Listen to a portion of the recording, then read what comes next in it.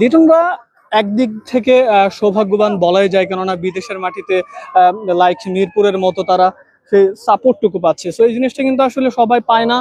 আহ, যেটা নিয়ে কথা বলতে চাই, এখানে আরো কয়েকজন ভক্ত আছে। ভাই কাইন্ডলি এক্সকিউজ মি, আপনার সাথে একটু কথা বলতে চাই। সো দিন শেষে আসলে জয়টা কেমন দেখলেন মাঠে বসে? ধন্যবাদ আপনাকে প্রশ্ন করার জন্য। আসলে আমরা এই মরুর বুকে একখণ্ড বাংলাদেশ আমরা এখানে দেখতে পাচ্ছি। আসলে এখানে বাংলাদেশ টিম আবুধাবিতে আসছে বাংলাদেশকে প্রতিনিধিত্ব করার জন্য। আমি আমার বন্ধু সহ এখানে আমরা আসছি এবং আজকের ম্যাচটা উপভোগ করেছি। আমরা অনেক মিস করেছি সাকিবকে। বাংলাদেশ ভালো খেলেছে, প্রথম দিকে একটু স্লো ছিল, পরের দিকে লিটন দাস অ্যান্ড তারা কভার করেছে। আমরা আশা করি শ্রীলঙ্কা এবং আফগানিস্তান ভালোভাবে জিতে এবং আমরা সেমিফাইনাল এবং সেমিফাইনালে একটা ভালো একটা সুযোগ আমরা তৈরি করবো। ধন্যবাদ আপনাকে। আরেকটা প্রশ্ন করতে চাই, মাঠে বসে যেহেতু খেলা দেখলেন, আপনার কি মনে হয় নেট রানের একটা হিসাব ছিল বাংলাদেশ যদি 13 বা 14 বারে জিততে পারতো ভালো হবে না?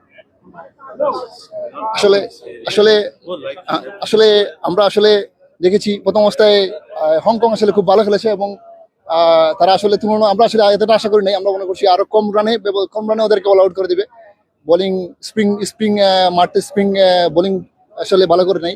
তো এই দিক দিয়ে একটু লক্ষ্য রাখতে হবে। আশা করি এই পিচে আসলে অনেক রান হওয়ার সম্ভাবনা আছে। নেক্সট ম্যাচ যদি ভালো করবে বাংলাদেশ, এটাই আমরা আশা করি। Thank you. আসলে প্রবাসী বাংলাদেশে যারা আছে তাদের সবার সাথে কথা বললাম। দিন শেষে আসলে জয় পেয়েছে তারা এতে অনেক বেশি খুশি।